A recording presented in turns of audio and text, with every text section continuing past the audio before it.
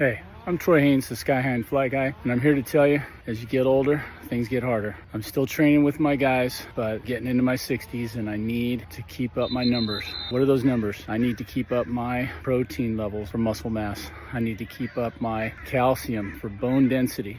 I need to keep up all the things that can help me build up my testosterone levels so that I can keep building muscle and keep my brain clear. There's one product I gotta recommend as an affiliate of bradnutrition.com. Brad Kearns, former number 3 ranked in the world triathlete. That's Ironman triathlete. That's right, he's bad to the bone. If you would like to stay in shape like Brad into your 60s, and you need to keep that protein intake up, you don't like eating red meat, you don't like eating meat in general, you're a vegan, which is fine, you can get extra protein help by trying whey protein isolate. Whey protein isolate is a protein powder.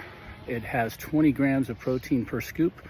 You can get it in vanilla, chocolate, plain flavors, and you can sweeten it as you like. Put in fruit, put in honey, mix it up in shakes or smoothies, but I highly recommend it as a protein supplement powder. My promo codes are Sky High and Fly 10, all in small cap. That's SKYHIANDFLY number 10. If you use that at bradnutrition.com, you can get 10% off. A similar code, Sky High Fly 10, all in caps. That's SKYHIFLY 10, all caps, at Amazon.com. We'll get you the same 10% discount. So try that powder. I know you'll love it. It's awesome. Until next time, the Sky High and Fly Guy signing off. My name in Swedish is Hugo Tilldal. So I guess in Tilldal, yeah, in English, yeah, Okay. sure. And then, your middle name Darko, that it caught my eye because over here in the NBA we have a guy that played for a long time, Darko Milicic, which I don't know. Oh, I think he might be Serbian. But okay. I've Yeah, never, because I'm half Slovenian, okay. like half Swedish, half Slovenian. So Okay. Does that name ring a bell? Have you that's heard that athletic name before? It's out of curiosity mostly. Let me see if I can call that up. Darko. Man, my fingers. Darko. Yeah, Milicic, Serbian former basketball center, who's now 40. So he's been out of the league for a little bit. Former Serbian player in the NBA from 2003 to 2013. Detroit Pistons. All right. So you're just wondering if your parents were NBA fans or, how did that work? But well, hey, no, not at all. I tell this story here on the podcast, and if you're with us, we're blessed with the presence of Hugo Darko Tilldal, who is you just heard his makeup and background, and he's joining us with a 9 hour time lag, all the way from his home country.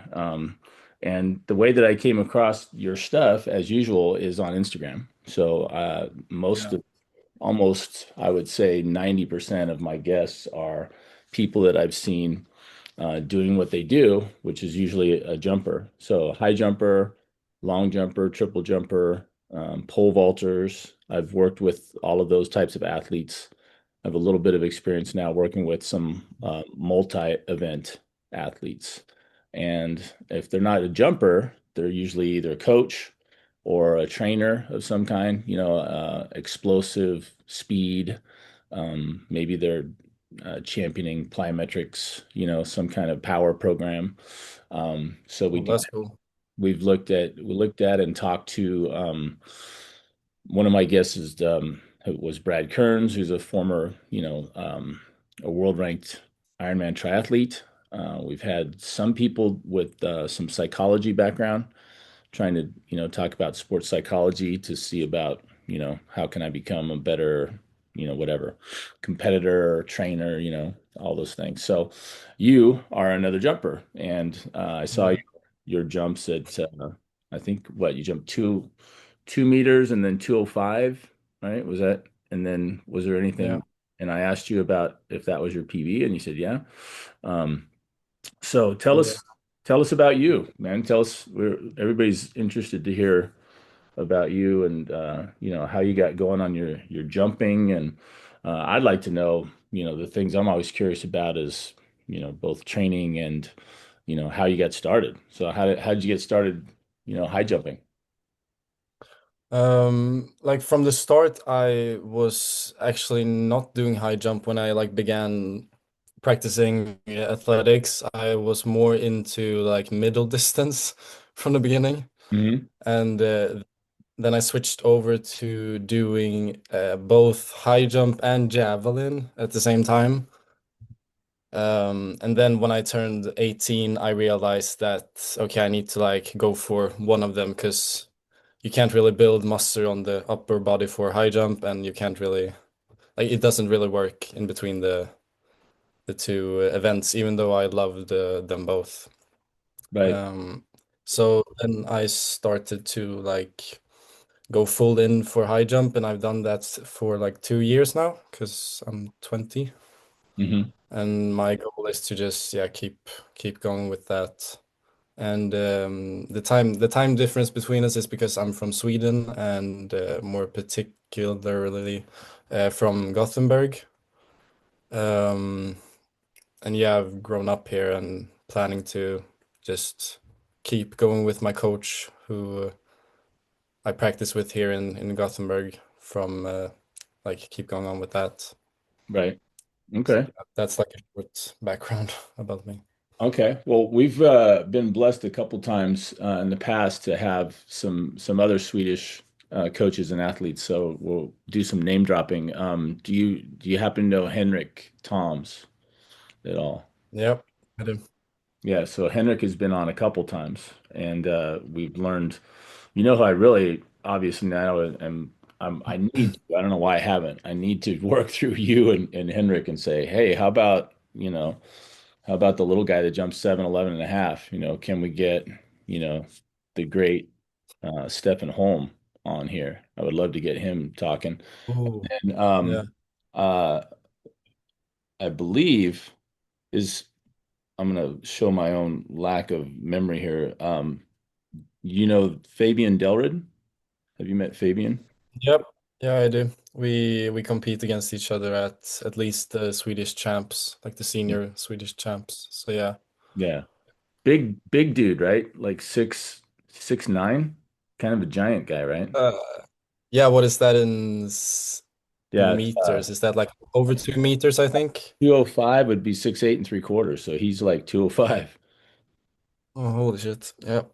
I've never really thought about it. I've just thought about him being really tall. So Right? yeah, and his technique as well, because he has a really special technique, Yeah, yeah. Well, like he's compared to other jumpers. well, interestingly enough, he started as a single armor, right? So he was European, fast, boom, because he sent me a lot of his stuff when he was younger. So when he was doing his the unders run that you guys all do, under 14, under 16, under 20. For a while there, he was just a tall, skinny kid, and he would just run off the ground with a single arm.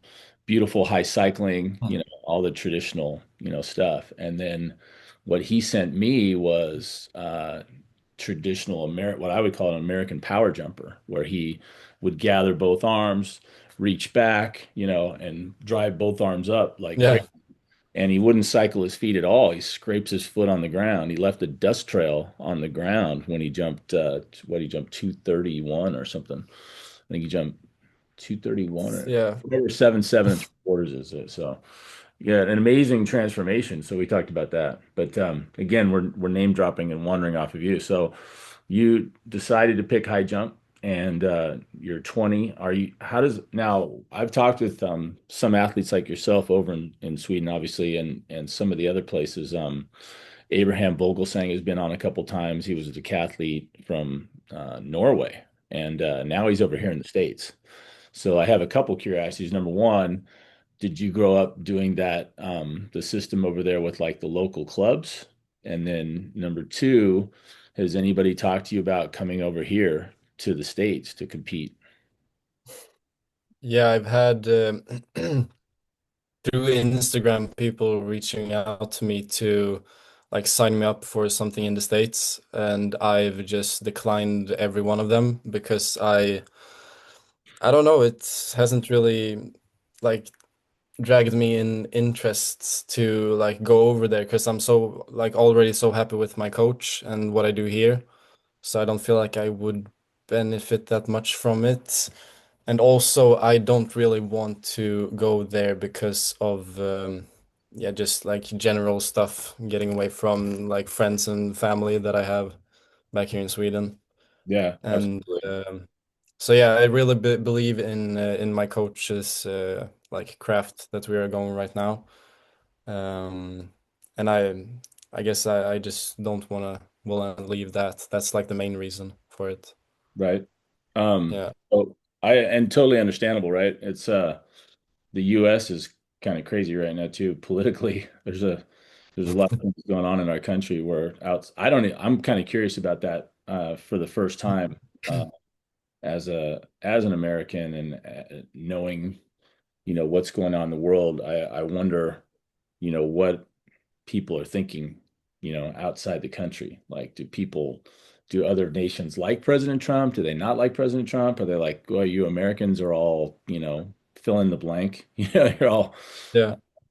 crazy rich people. I don't know how we're seen, around the world compared to, maybe what it used to be like. Like if you went back to the 40s and World War II, for instance, right? The US, we tried to stay out of the war for as long as possible, and then we got dragged into World War II kind of against our will, and then everybody, you know, rallied. And, I think at that time, if we had an approval rating like the president does or doesn't, that it might Yeah. have been an all-time high, being, hey, you guys did a good job, you helped defeat Hitler, blah, blah, blah. Now, here we are, what is it, 60, 80 years later, almost, my great grandfather fought in the war as a pilot, and so here we are 80 years later, and now I don't know, so but anyway, we Do you don't. want me to tell you about that Yeah, for what just a we real think in Sweden? quick. That's not the usual topic here on Raise the Bar, but yeah, fill us in. I'm interested to hear Yeah, what more like a fun topic to talk about. right. So what else we got here? Yeah, Uh, First off, oh, you're lagging right now. yeah, I Oh, don't it's know. good. Great. First off, I think about Trump in general in Sweden, we don't really think that good of him, Hmm. sort of. Uh, and I think like most parts of Sweden are for the Democrat side, I think. Um, and it's sort of like has a lot to do with character, I think is the main reason Right, because of I don't know, like stuff is promoted about Trump that are like bad, just like bad things about him, um, on like social medias and all sorts of stuff. So that's like the first thing. Then the second thing is like when you think of you like the States, you think of shootings like right away with weapons, and I guess that's the main thing, sort of. I'm trying to think of something more, but yeah, I don't know. yeah. So it's interesting. Yeah, I don't. We don't really have like a great picture about it. Yeah, it's interesting to me because what I would know about Sweden is less, because we don't if you don't see it on TV, and you're not a real, go out of your way, maybe, to try to find some other news sources, right? And to keep up with what for you would be local Yeah, politics, and what's going on in the European Union. I don't know how it all works over there. So yeah, it's difficult because over here there's a battle with the media, and other things going on where, one side will accuse the other of manipulating, the whatever the politics is for a certain spin. How does it look? Like you said, and it's hard because this is what I see, right? This is what I'm being shown. And then other people are like, hey, yeah. how come you're not showing this? So you get to that. So it goes on and on. Then the second part I had, that was just a quick aside because I was curious. The you've already said you don't feel like coming over here. So if you're not going to come over here and compete, you're in your early 20s. What are your goals as a high jumper? What do you want to do? And how long are you going to stay after it over there? My we can start with like the big goals. Of course, it is to like go to the Olympics and World Champs and stuff like that. Hmm. But then I also have like if you look like shorter term ahead, like more for like the indoor season or like the next outdoor season, um I want to jump 210. I want to be top three in Sweden. And I want to like get a medal at the Swedish senior champs to begin with. Um, and then just keep going from there. So like I think my main goal is Olympics 2028, I think it is in LA. Yes. To be there. And I've done the math and I need like 9 centimeters a year, I Yeah. think, Hmm. to like plus on my PV to be able to go there. So that would be really cool Right. to achieve that in 3 years. And I also think it's possible to do that because of how much I believe in my coach and the way we practice and do stuff. Right. So, what's your Yeah. progression been like thus far then? Because like you said, you just recently, dedicated yourself to the high jump and started showing some really nice jumps. I'd like to look at a couple of your jumps with you if you don't mind in a minute. But Yeah, how yeah, that would be nice. how is that, like kind of tracked maybe the last 3 or 4 years, the progress that you've seen Yeah. in that time? It has actually been quite like a roller coaster in ups and downs. I've had two big injuries. Started with a stress fracture in my takeoff foot, Mm-hmm. which was like it was a setback for like 9 months, I think. Oh yeah. But I did my rehab good and I came back stronger. So I just kept PBing after that a bit. I think I like ended on 197 before my next big injury, which was another stress fracture at my like lower back. Mm. Yeah, that one was not nice, but the good thing about it was that it was only like a setback for 4 to 5 months. Mm. Because that was like it's in some way easier to rehab because you don't like it isn't like with your feet, you don't walk on them every day. Right. You don't have like the same pressure on your back every day. So I think that made it easier. And like during this progression in between the different types of injuries, I've learned a lot about uh, which rehab exercises that are like really good to implement in normal training Hmm. as well. And my coach has also like really listened to that and learned from that and implemented it for like everyone in our group. We are like a group of I think 6 people right now that are competing for him and practicing for him. And the like largest, like the biggest thing has been inner core stability, if you know what I mean. Oh yeah, absolutely. Yeah, because I think a lot of people do a bunch of core exercises a bit wrong, or at least they don't think about doing it uh, the way that you do when you think about inner core. And I feel like when I started to practice for my coach, his name is, by the way, Per Tidenrud, if you know him, I don't, but I will. maybe. Yeah. If you send me his, is he on Instagram like yourself? Yeah. Yeah, Yeah. if I you can send you send, the yeah, the send me link. that, and Yeah, afterwards. I'm more than interested to see, because that is kind of my gig. I watch everybody train their athletes, and it's Yeah. Instagram's been great in that way because it's a lot like getting a chance to peek, behind the curtain and go, what are they doing, over there? What kind of Yeah, drills? exactly. Exactly. What kind Yeah. of lifts? What kind of, yeah, especially the drills and the types of training for sure. Like I steal liberally from Brandon Stark from Australia.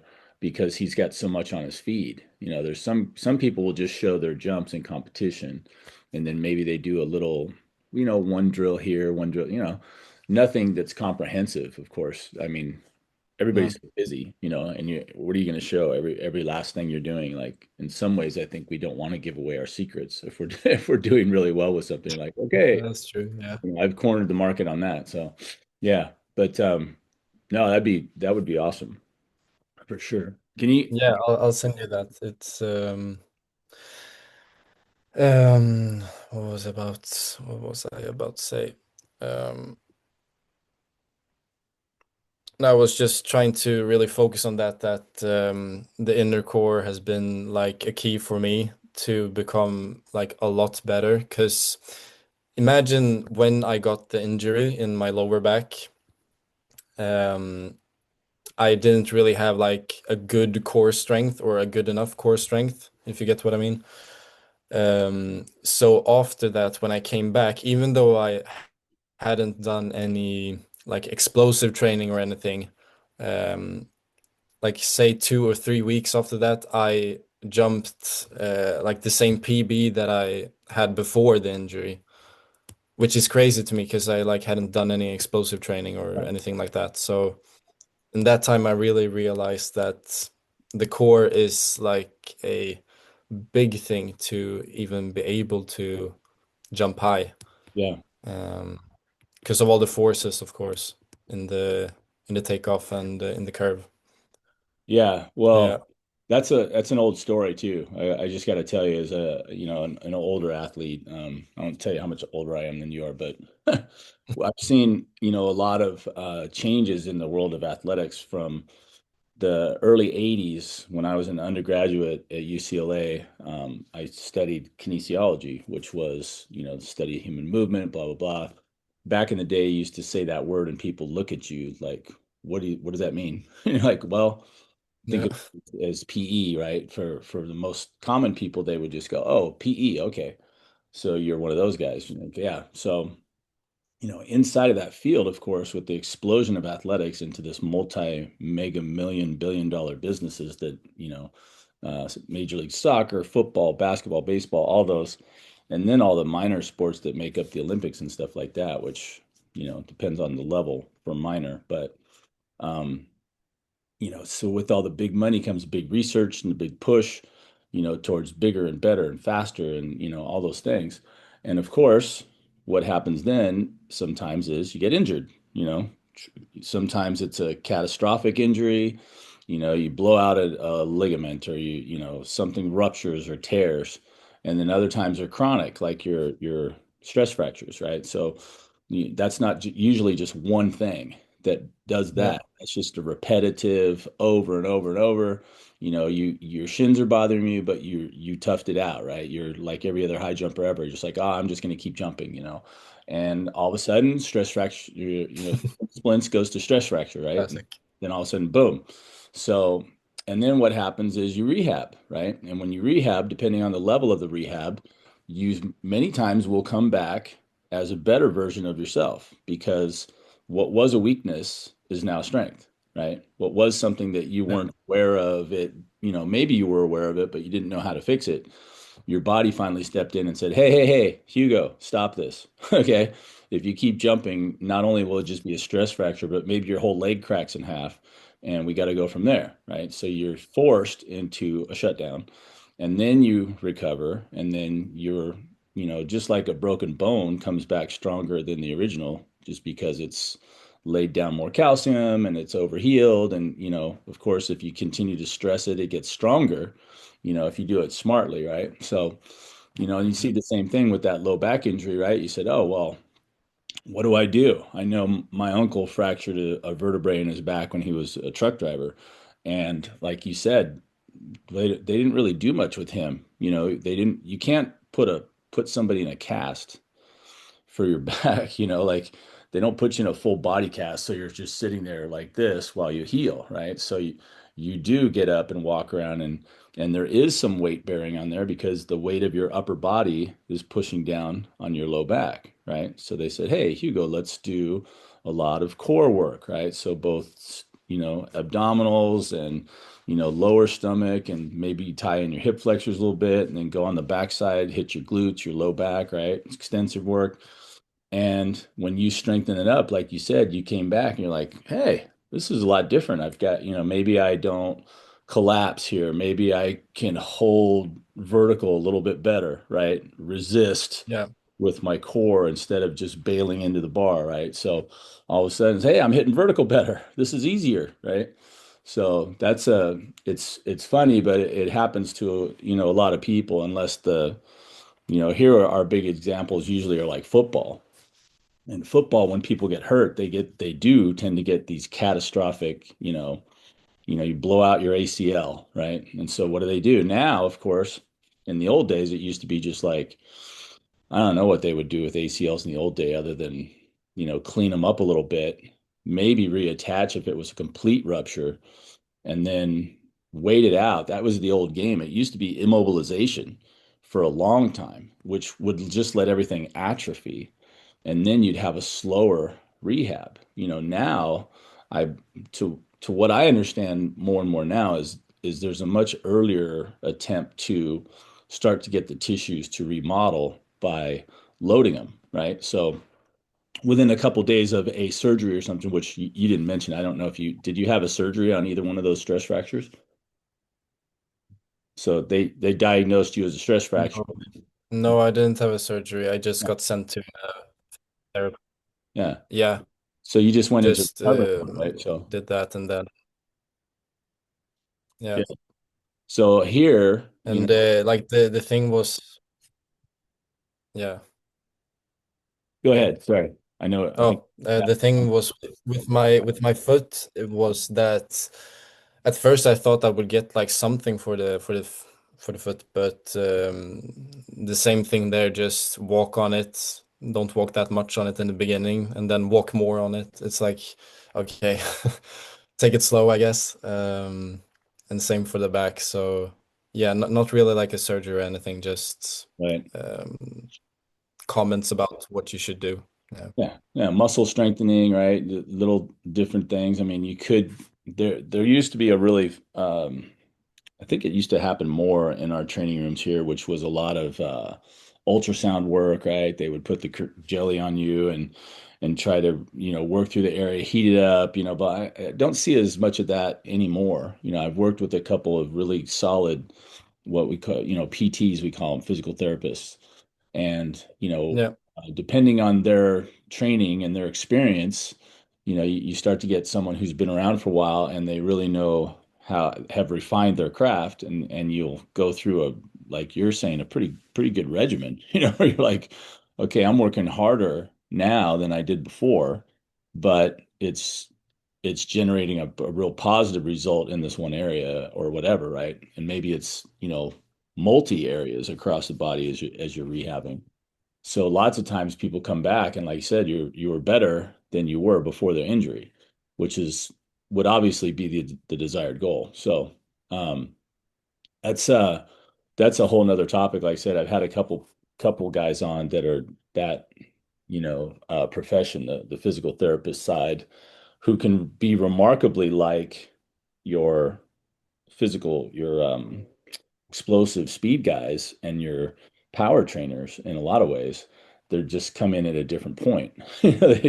You would like to have those guys working for you before you got injured. That was the way that I see it now. I'm like, hey, instead of getting injured Yeah. and then doing this, why don't we take this stuff and stick it back here in the beginning, right? And do, because I'm always curious about, how young everybody starts with, the literature that I was taught when I was an undergrad was, you really shouldn't be in the weight room until you're like 14 or 15, because if you start doing Yeah, squats, same for right, me. lifting a lot of heavy weights, it can, the pressure can close your growth plates. It can stunt your growth, right? You don't get as tall as you would have, or blah blah blah. And so, like, let's just wait, let you finish growing, and then, we'll start. Now, some people continue to grow at that point, so I haven't heard much about that. Like, I had a buddy in high school who was 6'2" or 3" his senior year in high school, like 2 meters or one meter 83, right? Is 6 feet. So he's like 183, then he was 188. So he's like 6'2" as a senior year. And then I mean, he's like 205 now. He grew up to 6'9" when he was in junior college and college. He kept growing. So he had a late spurt, which I haven't met many people like my buddy Tree, but there is some of that that still goes on. But anyway, 14 and 15, right? You can start training and blah, blah, blah. So I was worried for a while when I started watching a lot of this explosive speed, plyometrics, these programs. And you see these coaches, of course, that are just trying to say, hey, do my speed program. Your guys are going to be more explosive, more powerful, more this, more that. And you get a young, say, soccer team, 20 kids, and you start running them through the mill of fast feed and this and that and blah blah blah, and some of them handle it really well, and then some of them will start complaining to their parents, my leg hurts, my knee hurts, my ankle hurts, something hurts, and they go in and see a PT and they're like, oh man, you can watch some kids, no matter what level they're at, and do some simple tests with them. You're like, wow, you're really weak in this area. And like if you're weak in one area, there's Yeah. a whole compensation chain that goes up, from there. If you're limping on your left ankle, you put more pressure on your, your other side, and that side starts to hurt. And you've got all these, recovery Yeah. Yeah. responses. So I've been seeing that a lot, and I'm like, man, I want to implement as much of this stuff that is really good prior to the injury, not after. Let's catch it, before. So we don't have to take that time off, if at all possible. But that's a hard sell because, why prepare to be injured if you're not injured? It takes a little bit of vision. Um, well, hey, do you want to take a look at, Yeah, that's always the hard. let's take a look. I pulled up those 6 jumps you sent me. So I'm gonna share screen with you, and we'll take a look at Mhm. Darko in action. So Hugo Darko, Yeah. the great, Hugo. yeah. Here we go.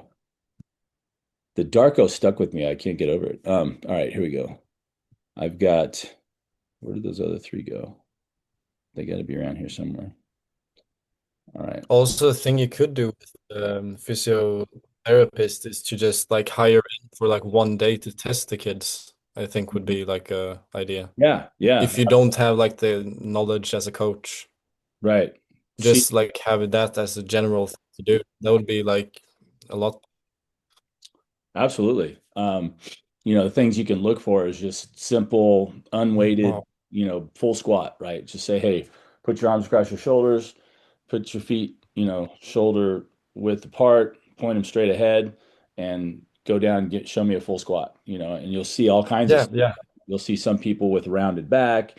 You'll see some people that are their knees are coming together or whatever, and you're like, okay, you're completely unstable.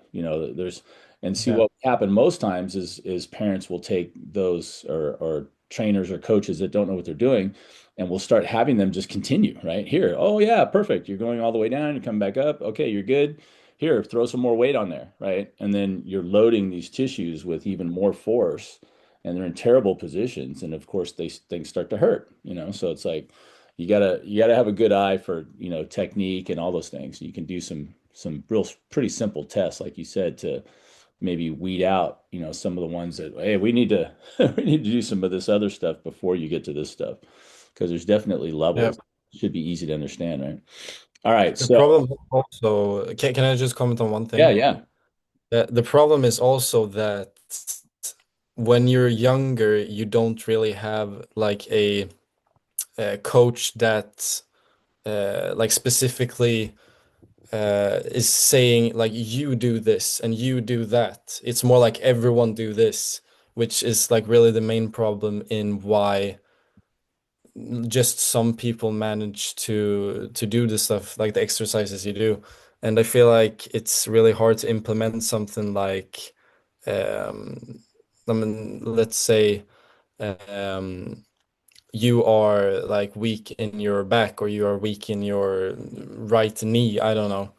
right, It's just really, or I see that it's really hard in like the younger groups because they have just coaches that are general coaches, not really like um coaches in a specific area or yeah, stuff like that. right, right, yeah. It's difficult. It's it's part of, it's good in a way because it's always competitive sport. People are always pushing, and like I said, every step along the way has developed quite a bit from where it started. Like I said, I would say early 80s was, I remember, what was kind of the birthplace of this whole new era. There was pushing for performance, people getting on TV, television ratings over here are huge, right? So if you're a sport, you're on TV and everybody's watching, then you start generating income because the advertisers will pay to have their products linked to your show, right? So they go, "Oh, you're going to watch an NFL game over here." And in between, scores, they cut to a commercial. At halftime, excuse me, at halftime, they cut to commercial with Bless the studio, right? Thank you. They have a halftime show where they all talk about the game, and then here's another sponsor, right? Another ad comes up for whatever the product is. A lot of pharmaceutical companies over here, a lot of auto insurance and life insurance, right? So those commercials come up, and they're paying top dollar for that. The NFL makes every team in the league makes $400 million guaranteed every year just from the television contract that they have. So you could be the worst team in the league and you're going to make $400 million. And, some of these teams have been crazy. evaluated and have sold, in recent times for, they might even sell just a part of the team, like a controlling interest in the team, blah, blah, blah. And it'll be billions of dollars, five, six, $7 billion for a team. I think the Lakers sold for 12 or $13 billion, and you're like, it's just kind of mind numbing, So Yeah. that has again raised the level of everything from, how you train, how you recover, what happens when you get injured. Because if I'm paying you, like some of these NFL quarterbacks, let's say, are $50 million a year. So they're making $50 million. If they get hurt and they're sitting on the sidelines while the backup is playing, I'm, in a lot of ways, I'm losing money. I paid for this guy to play and he's injured. Yeah. You can't get around that. These guys aren't faking injuries, they're just hurt. So what is in the best interest of the team is getting them back on the field as soon as possible. Like literally, can we turn this around in a week? No. How about 4 weeks? How about by the end of the season when we're going into the playoffs? We need this guy back. So it's huge. And if obviously if you can get your athletes better trained so that they don't get hurt as often or stay hurt for as long, for instance, right? That would be a good thing. And again, that's just talking about Yeah. keeping them competing. It's not talking about the level of their competition or how much faster or explosive can you make them, right? So, yeah, it's a great topic. We've been at it at some length with different guests, and I never get tired of talking about it because it's so crucial. All right, so I pulled up a couple of your videos. You can see them here. I got the screen shared, so I don't know how well you can see it. We're going to cut out the sound so we can. Okay. Um, Back up. All right. Yeah. Was that the 2 meter jump? I can barely see it. It's I know laggy. it's really tiny. I can't. Fine. I got to find a way to do this where it's bigger. So this is those of you that are out there watching, if you know how to do this any better than I've been doing it, I would love to hear it because I've sometimes it'll blow up to the whole screen. I have no idea why.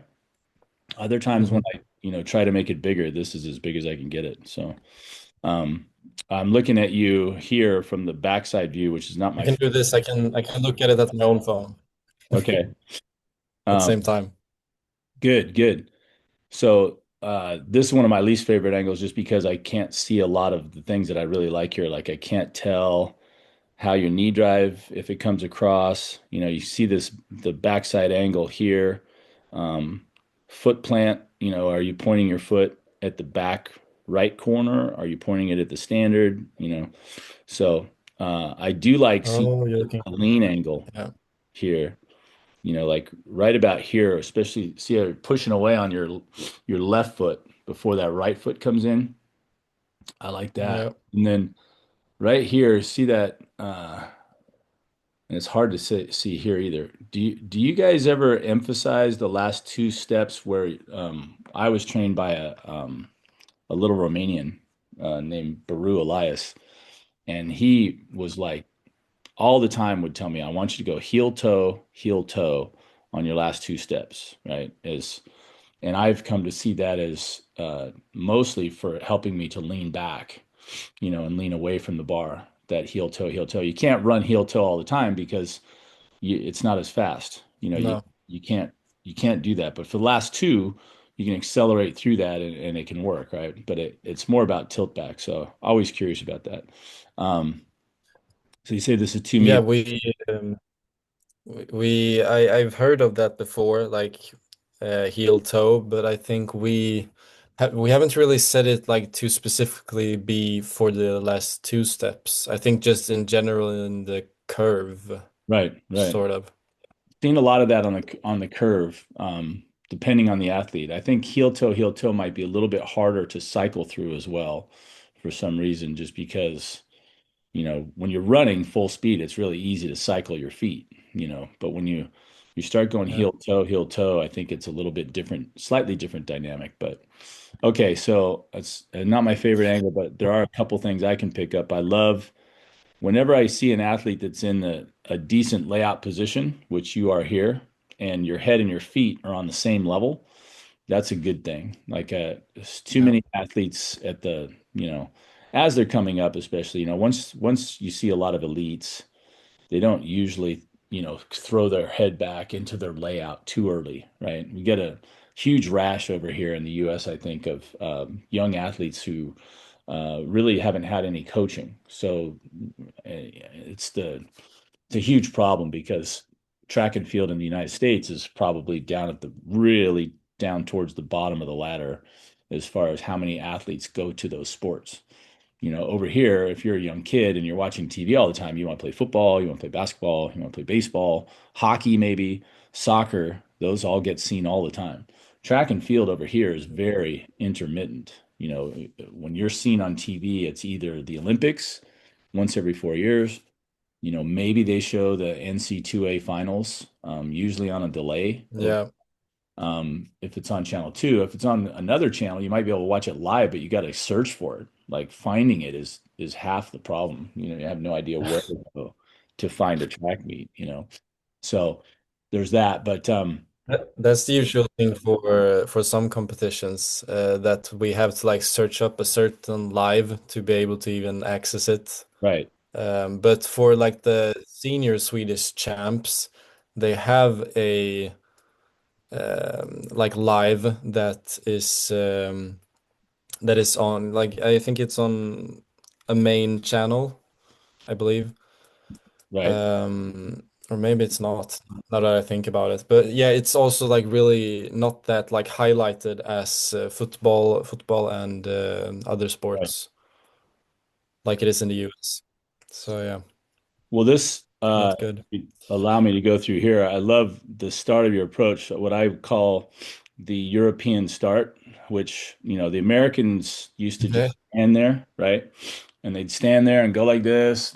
They're getting ready to go. They're rocking back and forth, and then they take off, right? And it's maybe a 10 step, maybe a 12 step at the most, sometimes 8 or 9 steps, and they're just I call them power jumpers because it's really hard. You can't really get going that fast and that short of an approach. And so, they do what they got to do. Now, here you start chopping your feet and then you hit your mark, right? Boom, right about there, I'm guessing. Yeah. So from here, we've got what? 1, 2, 3, 1, 2, 3, 4, 5. So you got an 8 step approach. But if somebody was counting, they would go, wait, isn't he? What about these? 1, 2, 3, 4, right? 5, 6, and now we're off. So technically, yeah, you could say he's got a 14 step approach, but it's like, no, you're just moving into the start. Yeah. And so what do we call it? And a lot of times I see a lot more single armors do that, but it looks like you're a double armor. The things that I love to show the young athletes is look at how Hugo is so vertical here. As you're starting your straight part, your leg is explosively straight right here, right? So you've toed off and it goes straight for a second. Boom.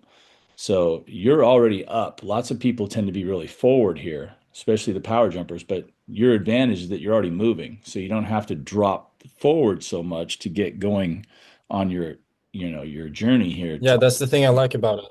To have like a slower start, which makes you like get in the rhythm much easier. And it's Yeah, also easier for me with that way to time my jump for the actual like right. real approach. Yeah, So because yeah, the other, if it's an 8 step approach and you're starting from at zero, you really got to accelerate fast. And I yeah, think it's easy to make mistakes in the pattern if you're going too I fast, agree. quickly, right? So, yeah, here you go. I love this. If you watch here, Hugo, his knee is as high as his hip here. So that's a huge point for me. I'm always telling my guys, look, you got to pick up your parts, okay, when you're running. You can't shuffle your feet. I don't care how strong you are. You want to get it, you should look like a bicycle from the side. So if you're watching as Hugo's running here, this is a great side angle of your straight part. You can see it's a power bounding approach as far as your feet go at the very beginning, right? Push and then swing. You're not cycling that foot, right? Push, swing, push, swing. The toes aren't hitting on the ground, but they're not high either. Your heels aren't kicking you in the butt. But right here, as you start the curve, here comes that foot. One, there, bam, there's a high cycle. I keep telling all my kids, I go, you can do whatever you want in the straight, but once you get on the curve, you better pick up your feet, right? So there's a high cycle, high cycle, high cycle, what I call the slide step, which nobody cycles on their last step on their takeoff leg. Not as much usually. I shouldn't say nobody. There's always a couple. And then a big cycle up and into the knee drive. So it's hard to see exactly here. The Yeah. angle's Can I bad. say something about this Yeah, jump? please. I don't like this jump at all in general, in how I am over the bar and everything, because I feel like I'm uh, dragging my like bottom part, like my legs is dragging over the bar, so I don't feel like I get like a lot of rotation over the bar in this one Right. I'm looking here at the end. compared to other clips that I'm, Right.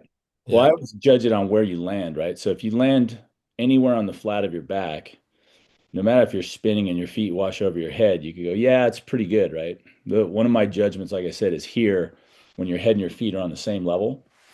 When I can get yeah, somebody in that position, like sometimes you'll see this over here. You'll see somebody going up and they're already pretty much arched early, right? So that as they're still going up, they're laying out, which I'm like, that's just too early. Every time the bar goes up for you now, Hugo, and you're going to jump 210, right? Whatever the difference is between 205 and 210 is 5 centimeters. How much longer is that on a flight pattern? Could be a tenth, yeah, like barely anything. but it's gonna be longer. So it's not going to be a long period of time, but it is longer than what your neuromuscular system is used to. So what you're used to doing is a certain amount of waiting, and then you go into your position. Now, in slow motion, it's easier to see. In fast motion, it's not, but it's still incrementally is going to get longer, right? Your flight time is going to get longer as you jump higher.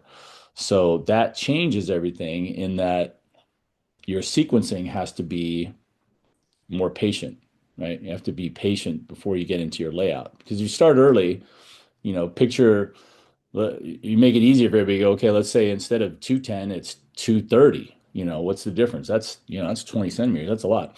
So if you were to throw your head back at the same point that you did at 210, and even if it was a jump that's good enough to make 230, you're still probably going to hit your head on the bar.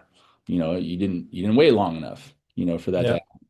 So it's going to take a little bit longer, and you as you go up, when I was in college, I jumped 222. So I had to learn how to be patient, and I had to learn to get farther away from the bar. That's another thing that young jumpers over here, it's like pulling teeth, dude. If I told you, Hugo, the fights that I get into with these guys, I'm like, dude, get farther away from the bar. You're yeah, putting yourself in a sport where I'm trying to teach you to run like an antelope, like really fast, really tall. When you put your foot on the ground, you're going to go through there pretty quickly. So if you don't lean back and allow yourself to transfer the direction that you're going, you're just going to blow right through there and go into the pit. You go under the bar. That's not our goal. So let's lean back and use that speed, all that stuff. I'm like, the other thing is your trajectories change. The faster you're going, that parabola starts to change. And so, the peak height of the parabola is always going to get a wider base the faster you're going.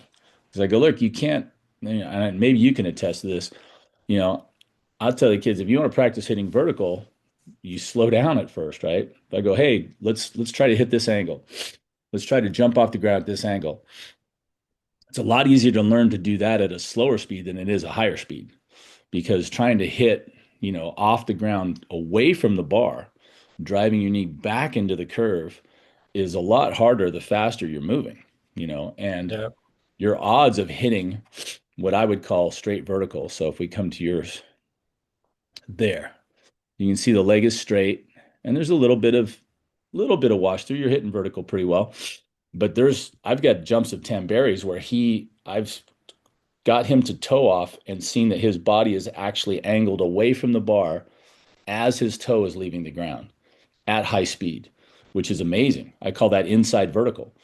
Vertical is very hard to achieve. Inside vertical to me is like double X gold standard, super, super good, right? So Yeah. it's like, but that's the goal, as I'm teaching them, I'm like, well, we're going to aim for inside vertical and we'll be happy to get whatever result you get if you can, do some of those things. But I hear you, you're not excited about this one in particular. This is a 2 meter jump. Let's go to, okay, this is the other side. So we'll see how this looks from this side. Is this the same meet? Just from the other side? No, another meet. It's Okay. this is the junior Swedish champs. Yeah, I like this angle a little bit better. I like all these because this one to me is you can see your last step, see the length of that stride, which the common knowledge is your last stride should be your longest and your fastest, right? So, and you've got a good short penultimate, bam, and there's that leg way out in front of you. So I would draw a line straight up here, right? And then look at how much you're leaning back. And then as you watch that transition up through vertical, right through there at toe off, right? So now you're a straight stick, if we can do that. Why is this not working with me? Work with me. Okay. Boom, boom. So the things I don't like about this angle is I can't see the knee drive, if it's coming back into the curve.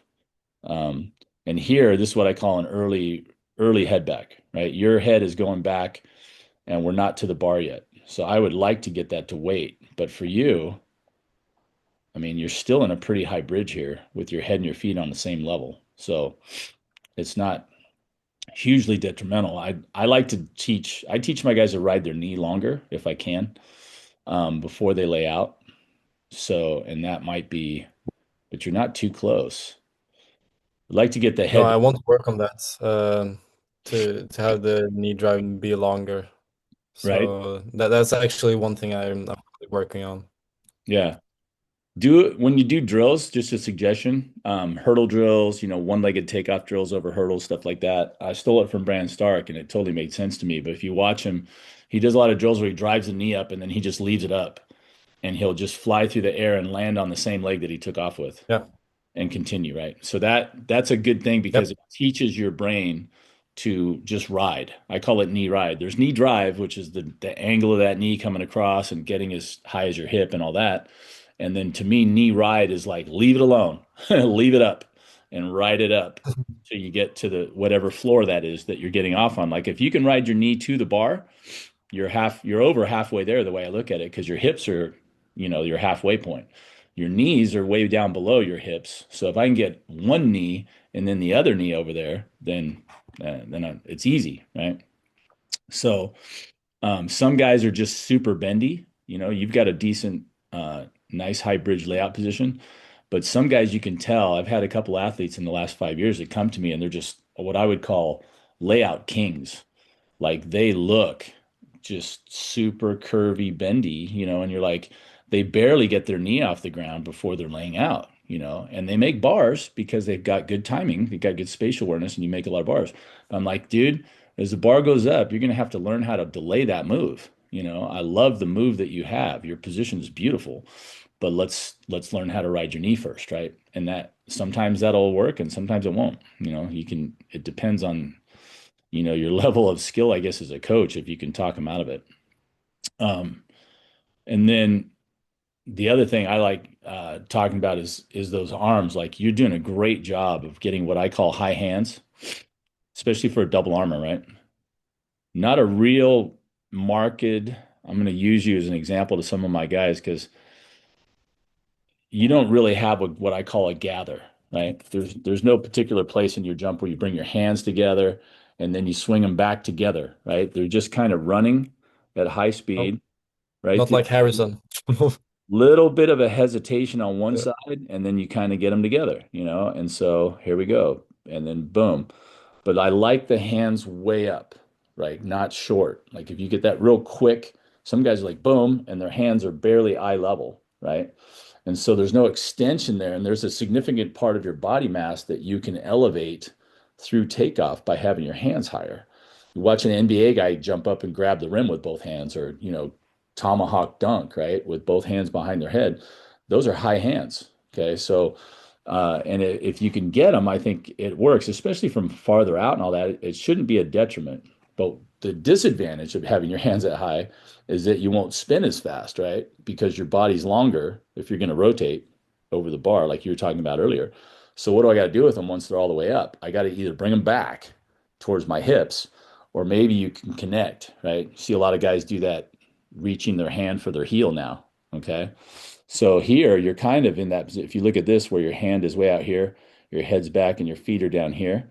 If you were to hold that with your hand, instead of swinging your hands back right here, see how your hand, instead of reaching for the heel, you're pulling it back. And that's fine too. I'm for either one that gets your hands back inside of your frame, right? How tall are you, Hugo? You're I'm 192.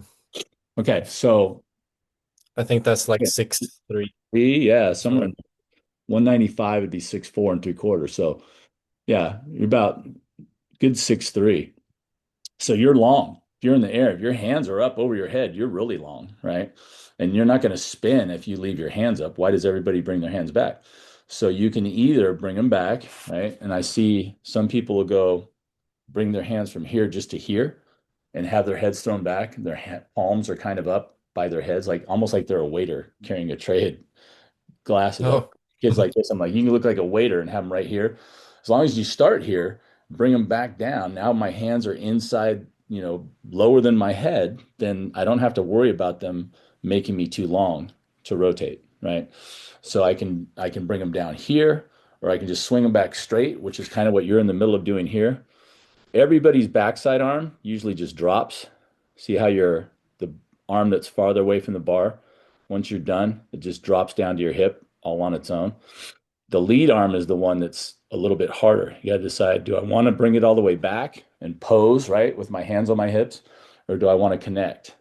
And I think a lot of times it would be easier to connect just because you don't have to stop your momentum and then bring it back, in the limited amount yeah. of time you have, right? So we talk about this all the time. And, again, if you're listening, we're talking with Hugo from Sweden about high jump technique on Raise the Bar. And I'm your host, Troy Haynes. I don't even know if we did that. We just jumped in so quick. We're looking at Hugo's technique here. And at this Sky High and Fly Jump Lab, when I'm training these young jumpers, they're lots of times high schoolers, 16, 17. I had one kid last year jump 209, as a 17-year-old. And, the connection, he brings both hands back on top of his hips, but his layout position looks very similar to yours. But I have other kids that, will go hand to heel or whatever, because I'm not the kind of guy that will go, this is the only way that works, right? You can do this how you choose to lay out. There's a bunch of different ways, because I've been around long enough and seen enough jumpers. There's a lot of variation, right? And if it's sound biomechanically, Yeah. you can make it work, right? You just got to be consistent. Thing that annoys me the most is when jumpers change what they're doing with every jump. You're like, dude, one time your hands are up, one time they're down. It's like, let's pick a style and master it, So, but I like head and feet on the same level. Again, like you said, you could probably ride that knee a little longer and wait a little longer before you go into your layout, but it didn't Yeah. hurt you here, right? So the No. thing that I tell guys, I go, you can get away with a lot more on the lower bars. When you really start stepping up your level, the timing of everything becomes a lot more crucial. I don't know if you remember, there was at the Olympics in 2024 when Kerr won. It looked to me, and both of those guys were having great days. I mean, McEwen from the US was having the best day of his life. He was jumping so well, it was kind of scary. But they had the one, Yeah, he did a PB, right? yeah, I Or think he had a couple. And then, at whenever they were at the jump off, you could see there was a point on the last one. I swear I could see it in his face where Kurt just walked up to the bar, he looked at it, and he was like, "This is it. I'm over this thing." You could tell. I'm like, "Oh, this is it, man." I can tell just by the way he's looking at this thing. He's over it. And when he came up, he hit the gas and he, hit his takeoff. And I swear he rode his knee to like 4 inches over the bar. And he didn't do much. If you watch that jump, he didn't really hammer the layout, because when he's way over stuff, McEwen did it at like, what was the opening height? It was like 7-1 and what, two, maybe it was 220 or 218 or something. I don't forget, but he made the opening height by a foot, right? His knee was so high over that bar that he literally looked at it and just said, I'm not even going to bother to throw my head back because I might knock the bar off by screwing up my timing. He's just like sitting in the chair position, spinning over the bar with his knee way up. And I'm just like, yeah, why would you bother at that point, right? If your knee drives a foot over the bar. So when I watched Kerr's last jump, whatever the 238 or 236 jump, it looked like his knee was, a good, I can't, my hands off the screen there, you know, 2, 3, 4 inches up, and at the very top, he just kind of looks like he goes, oh, I guess I'll just lift my hips a little and I'm over. It's like that would be my goal. I keep telling yeah. kids, I'm like, if you can ride your knee over and not have to hammer a layout, let's do that. Now, I don't want the layout to be like a last second thing where if I, need it, I'll use it. But I mean, if you have that kind of control, everybody's seen, some of the really good jumpers when they just play with lower bars. It's like, you know, oh, maybe I'll scissor kick this one. Oh, maybe I'll, do this.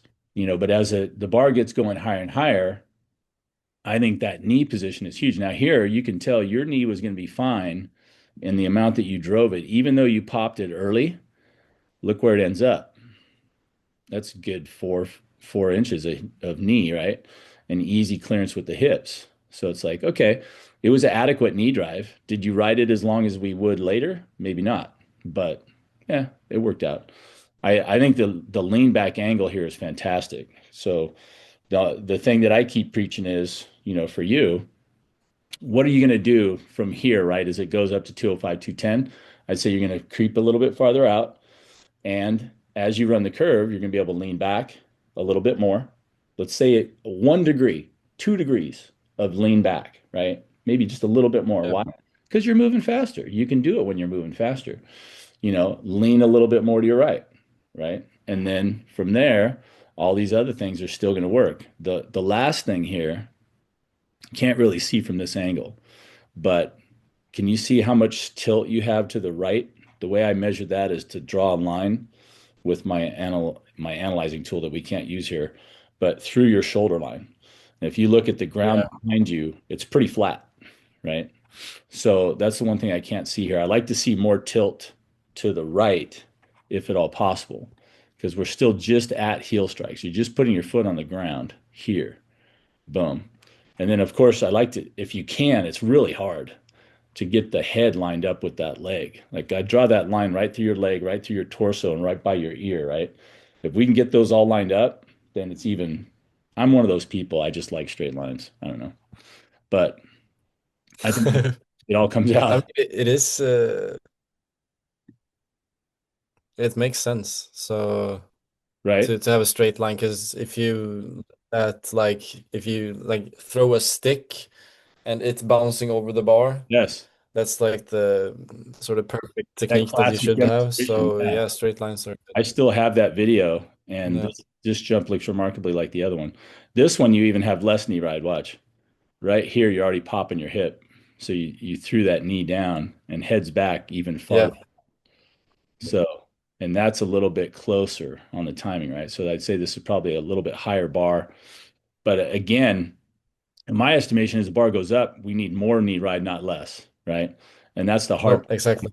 I think, is as a lot of jumpers will tell you. I tell them, I go, look, when you start amping up your approach, you start really running through the curve, everything's getting faster, the rhythm is picking up, right? Boom, boom, boom, boom.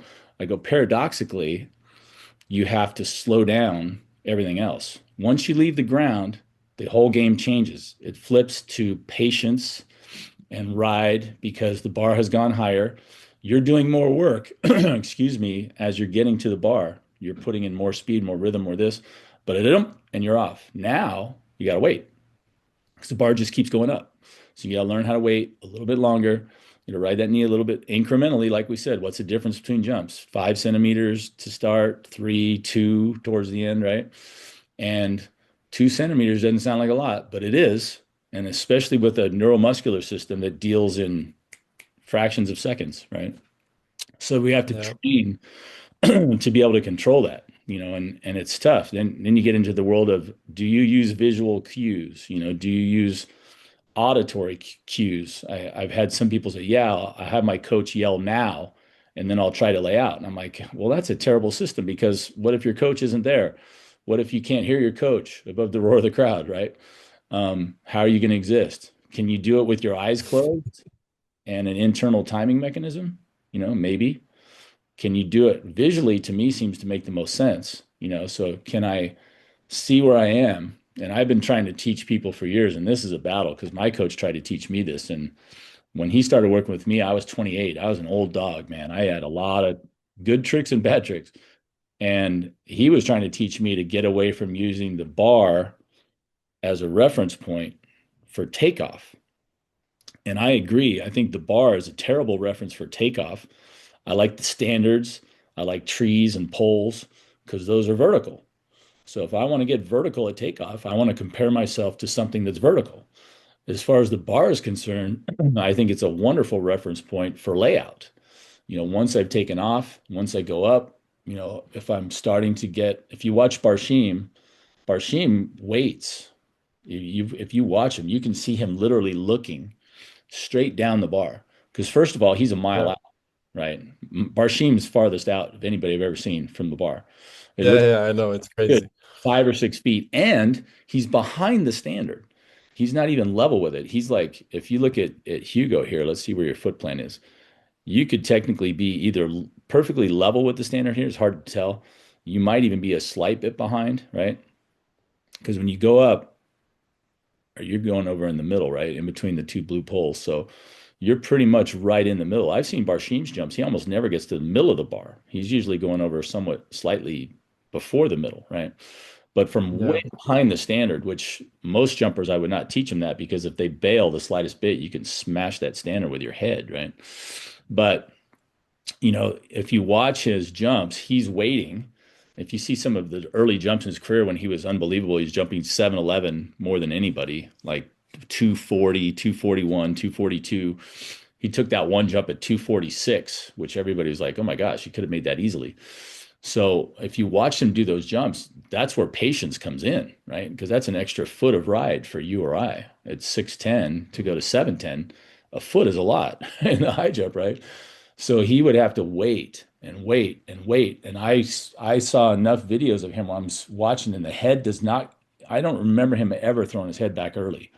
His head waits until it's past the bar plane because then he pulls the shoulders towards his heels really quickly and gets into his position. He hammers the layout as good as anybody, but he's way more patient with that knee drive and knee ride. So it's I could do this all day with you. All right. I love I love Yeah. the way you gather your arms there. It's just a little hesitation, boom. Now both arms are together. Now I can see the cycling. See on your left foot as you're running the curve. That foot's kicking you in the butt there. Nice high cycle there. That one, boom, up and around, bam. So this is what I've been telling, the power guys that scrape their feet. I think it's a new dynamic. I'm talking about the hip flexor and the glute dynamic of cycling. Like when you decide if you're really going to drive your knee hard, right? Like Fabian. Fabian does not cycle that foot. His brain goes to big hip flexor move. So that's when you drive your knee up with the hip flexor, right? The way you're doing it, I would say, is the speed version because you don't lower down into your knee drive. You just run right off the ground with it, right? That foot is running up and off, boom, boom. So you're not low and then driving up. You're just running up right through there. And the idea, of course, is to get the knee up and across, right? And then leave it up there, no matter how you did it. Like if you watch Stefan Holm, the video you're talking about with the straight stick, when he does his knee drive, his foot goes across like crazy. And you see it drive back into the curve. That's the biggest part. Yeah, if we ever find another one of you, Hugo, see if you can get your coach or whoever's filming you to get that straight down the bar shot. Because I promote, I like this angle because I can see your last step. It's harder to see shoulder tilt and all that. That backside angle, if you were a little bigger, then you can see the foot plant. Do you guys talk Yeah. about your foot plant angle much? Like, is it towards the back corner of the pit? It doesn't look like it's parallel to me. It looks like you know, if you see that parallel foot plant angle, lots of times some guys have really bad ankles and it puts a lot of pressure on your ankle, to be running straight ahead, but then put your foot across you. It looks to me like you're all pretty lined up here. Yeah, that's really fun. Yeah. Yep.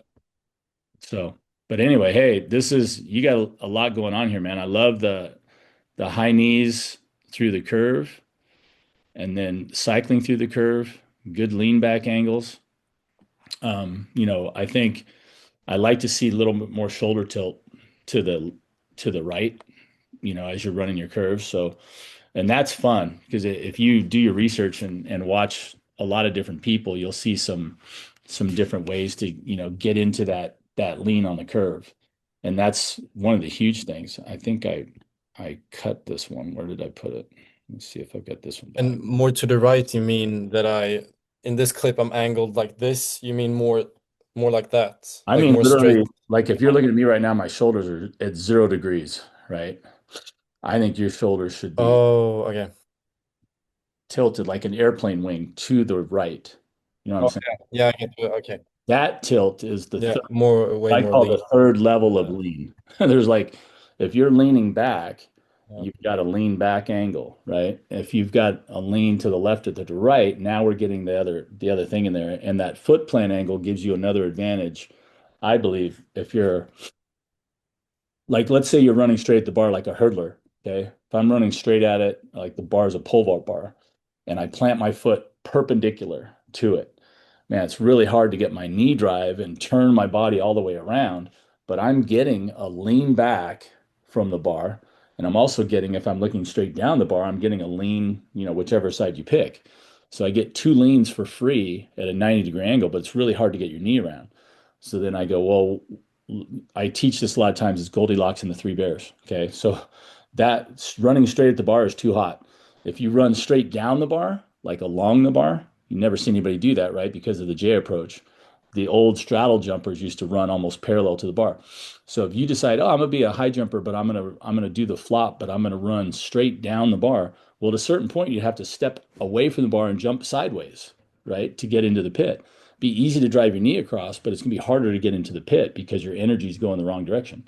So I go, what's the Yeah. midpoint between that? It's not straight, it's not down the bar, it's at about a 45. You take that 45 and you round it a little bit, right? And you've got your takeoff angle.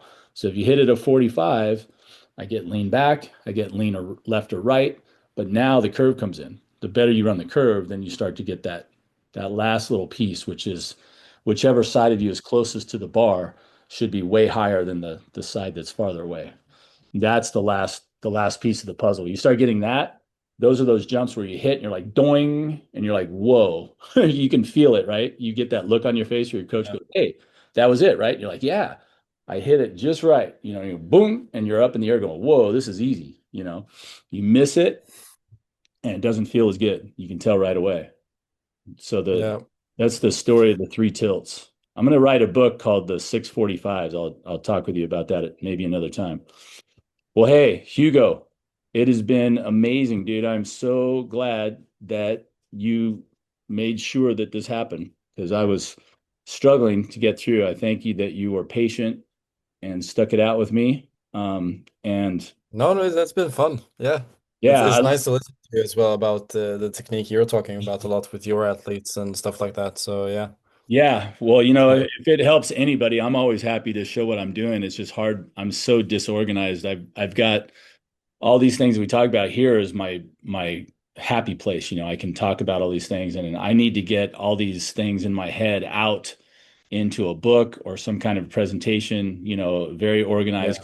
I think through everything, and I've been around long enough, and with this explosive proliferation of the internet, I've been able to see so many jumpers and compare so many styles. When I was competing, TV, it was terrible. We never saw anything. It was once every 4 years for the Olympics, and you wouldn't even see the World Championships or anything like that. So the experiences I had jump against some of these guys, I was very fortunate. I jumped against Dwight Stones, the US jumper who jumps, 230. He jumped 7'8" when he was 30 something years old in the 84 games and came in fourth. But he was a world record holder. He got two bronze medals back in the day, 72 and 76, was a world record holder for a time.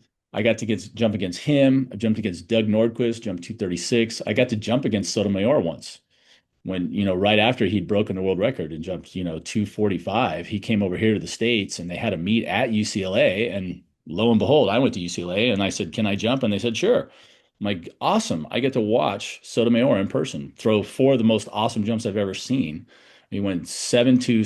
7-4, 7-6, 7-8, boom, boom, boom, boom, first jumps. And then at 240, he was a couple inches over and kicked it off with his heels and he hung it up. He only took like five jumps. It was amazing.